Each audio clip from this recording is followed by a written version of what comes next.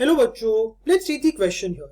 The question says maximum amount of RNA is present in option A cytoplasm, option B nucleus, option C ribosome और option D mitochondria. तो अगर हमको ये question समझना है, इसमें जो की कंसेप्ट हमको समझना पड़ेगा वो होगा आरएनए।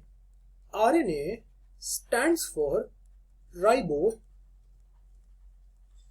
Nucleic acid.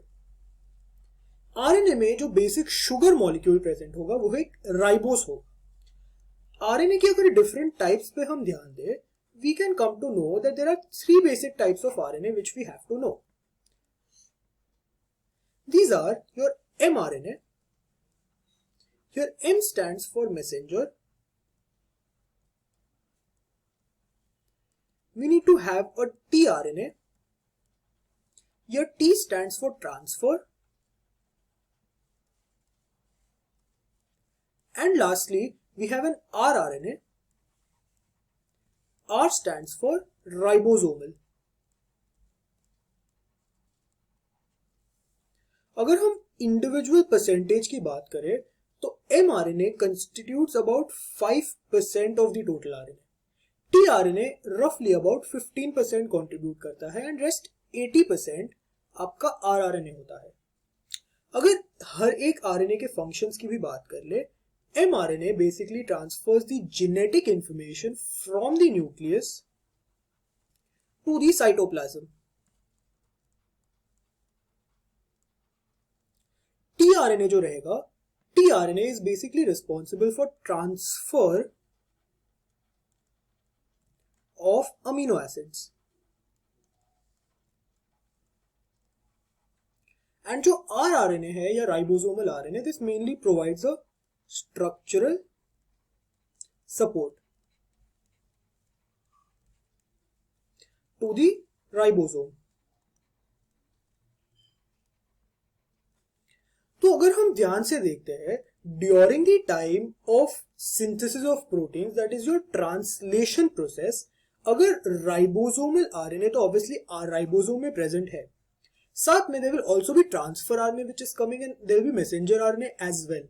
तो अगर हम ध्यान से देखें तो अगर ये राइबोसोम है,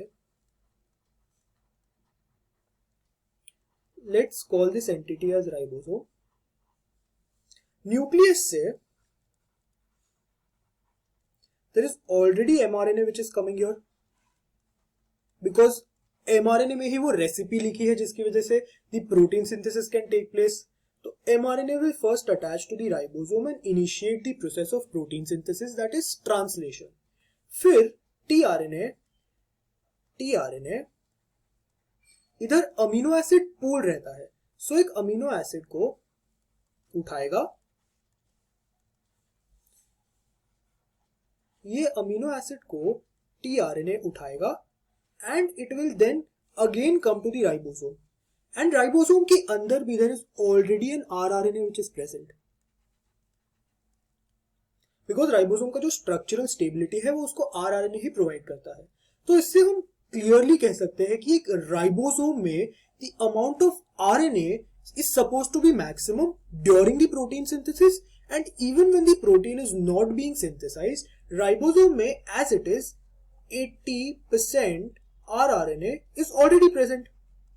तो अगर 80% rRNA is already present in the ribosome, so maximum amount of RNA should be present in the ribosomes during protein synthesis and also when protein is not being synthesized. So option C, that is ribosome, should be the correct answer for this particular question. तो अगर हम ध्यान से देखें हम लोग ने क्या किया है, सबसे पहले हमने समझा है की कंसेप्ट आरएनए को। आरएनए के हम लोग ने तीन टाइप्स डिफाइन किया, that is mRNA, tRNA and rRNA. MRNA acts as a messenger, transfer of genetic information from nucleus to cytoplasm, tRNA transfer of amino acids and rRNA structural support for the ribosome.